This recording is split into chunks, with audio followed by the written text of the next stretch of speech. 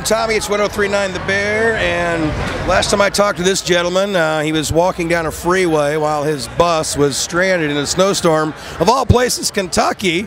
Hey, Corky, how you doing, man, from Otherwise? What's been happening? Doing much better today. We made it to this gig, which is good.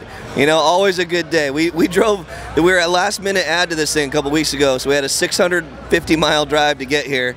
Rolled in after doors were already open, but it was totally worth it. There was no way we were going to miss Rock on the Range. So great day to be here. You know, I was saying earlier, I was, oh great, Otherwise is here. Now we got a tornado coming and they're evacuating the stadium. We're going to put this thing on hold for Otherwise. And dude, we've had the worst luck with South Bend too, because we had to cancel that show because of the snow. And then we were scheduled to play there tomorrow. No, I'm sorry. We were scheduled to play there next Monday. And we got put on the Rocklahoma bill. And then we couldn't make it to South Bend in time because, you know, we're driving Oklahoma to South Bend. So it's the second time we had to pull the South Bend bill. So no, we still got to get back to South Bend. So we're working on it. Well, everybody will be very happy to see you. And good news is I think they're very patient as well, man. So, well, I mean, how's things been going, man? The new album, Peace at All Costs, just a very nice follow-up, man, to, you know, to Enjoy the Pain. So that's a great record, and tell me a little bit more about that record. Thanks so much, man. It came out in September. We've been just on the touring cycle ever since. Darker Side of the Moon did great. Coming for the Throne's out on the radio right now. And we're talking about the third single already, so we're just going through that process with the whole album cycle, with all that kind of stuff. I said it's our first record that we've had out on vinyl, so a lot of with the whole vinyl resurgence and everything, a lot of people are buying on that, which is great. I've heard, I don't have a record player, but I keep hearing good things about it, so I gotta have a friend take it from vinyl and digitize the damn thing so I can hear it.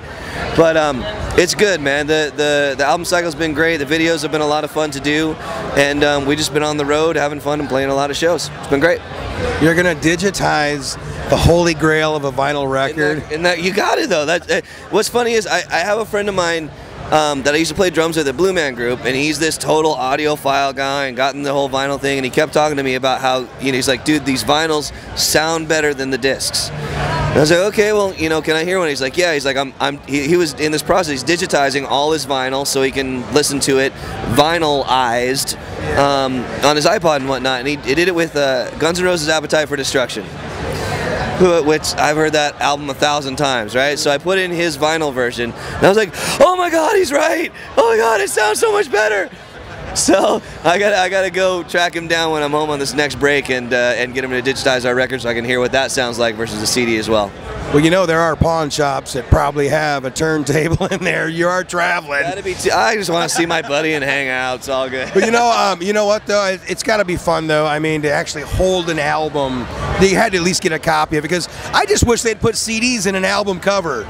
You know, I mean, that would be the best thing ever. I know they're impractical to throw in the car, but still, I love album covers and reading and looking and and everything. You know, dude, I had Michael Jackson's Thriller back in the day on vinyl. You know what I mean? Like, and that was like, it was like, oh my God, it's so cool. So, I mean, we pushed pretty hard to have this release on Peace at All Costs come out on vinyl, and it was really exciting that the label's like, yeah, let's do it, and made it all like white vinyl. So it's just this cool little package, and we've been excited to have that. We sell it out on the road as well. So. Well, you know, this really sounds like I mean, not that you weren't serious in the last record, but it sounds like you guys are in your zone and very focused on this record. It was a very interesting process. Like our first record, we were an unsigned band playing in Vegas. We got signed and we were in the studio recording that record a week later.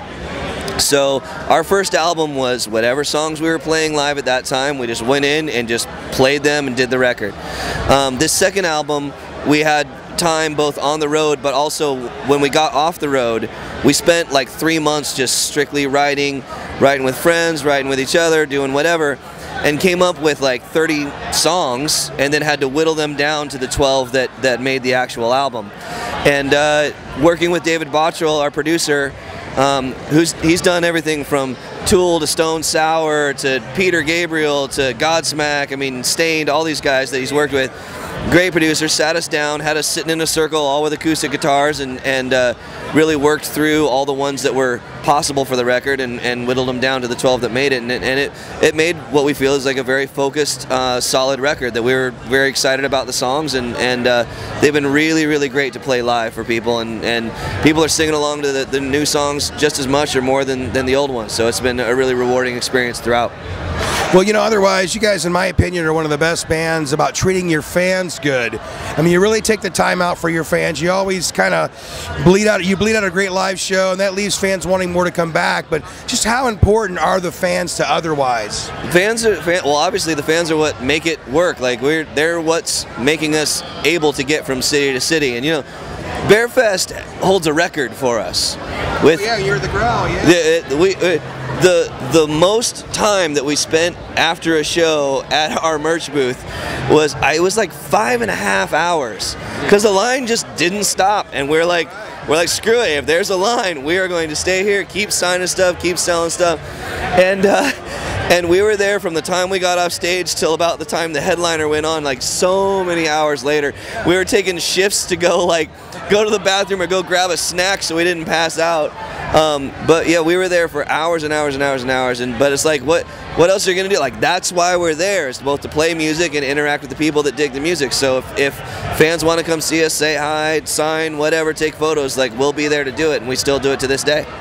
Well, you know, I mean, since you guys did that as well, and we're finally at the point of our festival, we actually are starting to bring, you know, at least one band back. You know, so they've been asking about you guys. Maybe next June, if you guys don't hop across the pond. Oh, dude, you know, that's why we canceled all our South Bend shows. We were waiting for the big growl again. See, apparently there was a hidden plan the whole time. Oh man, that would be awesome. That show was a lot of fun, man. So it'd be really, really exciting to come back. We look forward to you coming back, Corky Gainsford. Otherwise, peace at all costs. Get the record. Go see them. Heck, it might be at the next big growl. All right. Thank you so much. Thank you so much.